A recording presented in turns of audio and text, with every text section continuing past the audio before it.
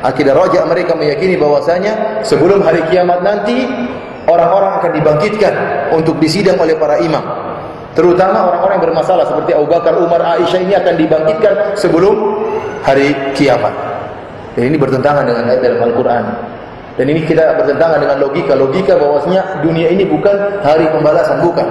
Hari pembalasan di mana? Di akhirat. Rabbirji'un la'alli a'malu salihan fima tarak. Orang-orang mengatakan, ya Allah kembalikan aku, saya ingin mengamalkan amal saleh. Innaha kalimatan huwa qailuha wa bi wara'ihim barzakhun ila yaumi yub'atsun. Kata Allah tidak akan terjadi. Ada alam barzakh, kapan dibangkitkan? Pada hari kebangkitan baru dibangkitkan, hari kiamat. Adapun keyakinan ada kebangkitan sebelum hari kiamat ini hanya milik orang-orang Syiah. Kenapa mereka meyakini demikian? Membuat akidah Raja'ah hari kebangkitan sebelum hari kiamat karena mereka jengkel sama para sahabat. Mereka ingin para sahabat sebelum hari kiamat dicambuk dan disiksa oleh para imam mereka. Oleh karena Imam Mahdi nanti tatkala muncul apa yang dia lakukan, dia bangkitkan Abu Bakar dan Umar untuk disiksa, disalib oleh Imam Mahdi mereka. Kemudian dibangkitkan lagi Aisyah radhiyallahu taala anha untuk dicambuk karena telah melakukan apa? Dosa, dicambuk oleh imam mereka. Dan ini akidah hanya milik orang-orang Syiah. Di antara akidah orang-orang Syiah yang merupakan spesial akidah Syiah adalah akidah al-bada sebagaimana pernah saya jelaskan dalam satu kajian. Al-bada artinya meyakini Allah berubah pikiran. Allah berubah pikiran. Jadi ini adalah akidah untuk menjelaskan tentang kemaksuman para imam. Ternyata imam mereka terkadang menurut mereka dalam buku imam mereka mengabarkan akan terjadi demikian, ternyata tidak terjadi. Berarti imamnya ngawur? Oh enggak, kami tidak ngawur, imam-imam tidak ngawur. Yang salah Allah berubah pikiran. Kemarin benar Allah sudah sampaikan kami begini, ternyata tidak jadi, Allah berubah pikiran. Ada maslahat yang lebih besar, sehingga Allah berubah pikiran. Ini termaktub dalam buku-buku mereka. Ini akidah tidak ada yang dimiliki kecuali orang Syiah dan orang Yahudi.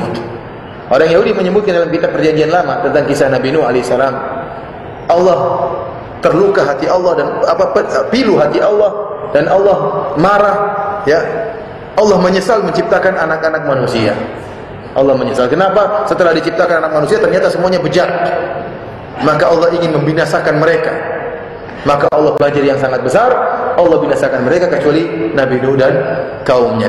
Dalam kitab Taurat atau kitab Perjanjian Lama disebutkan bahwasanya Allah menyesal. Tidaklah seorang itu menyesal kecuali tidak tahu masa depan. Karena enggak tahu masa depan makanya menyesal. Kalau tahu masa depan enggak mungkin menyesal. Oleh karenanya akidah ini diambil dari akidahnya orang Yahudi. Dan ini subhanallah dalam rangka untuk menyelamatkan nama baik imam. Sehingga Allah jadi korban. Jadi imamnya salah meramal supaya imamnya selamat. Saya tidak salah. Demikianlah kabar dari Allah. Cuma Allah berubah pikiran. Dan ini telah saya jelaskan dalam buku saya Banyolan Syiah tentang khusus masalah ini. Masih ada yang mereka yang lain, tapi inilah secara garis besar tentang akidah Syiah, akidah yang berbahaya ya. Yang kita tidak ingin kaum muslimin ya memiliki akidah seperti ini. Tadi nasihat dari Bapak Kiai Khalil Ridwan bahwasanya pembahasan tentang Syiah bukan hanya di kaum elit ya. Harus juga di kampung-kampung. Harus dikirim dari kampung-kampung, bikin kajian di musola-musola, di langgar-langgar. Yang orang masih ada, kita punya senjata buku MUI. Buku MUI ini masih dihormati oleh masyarakat. Bawa buku MUI, taruh di musola-musola. Satu musola tiga buku. Minimal untuk apa? Untuk masyarakat. Paling tidak kita sudah tegakkan hujah. Ya, kita jangan berpikir skala kita aja. Kita ini cuma sedikit. Kita ingin skala kaum muslimin secara umum di tanah air kita. Maka masing-masing, ya ikhwan, antum tahu waktu kemarin yang memiliki kepedulian tentang bahaya Syiah tidak semua kelompok. Oleh karenanya, artinya lihat buku Syiah yang tentang fatwa Syiah juga yang nyebarin siapa? Yang nyebarin teman-teman sendiri. Teman-teman sendiri yang nyebarin. Tidak ada kelompok lain yang nyebarin.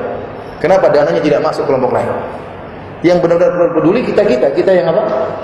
Kasih teman-teman kasih sumbangan, kemudian nyetak buku sambil alhamdulillah saya dengar sudah ratusan ribu eksemplar, entah setengah juta eksemplar dibagi-bagikan di seluruh Nusantara. Diberikan kepada yang lain tidak jalan. Padahal MUI memberikan apa?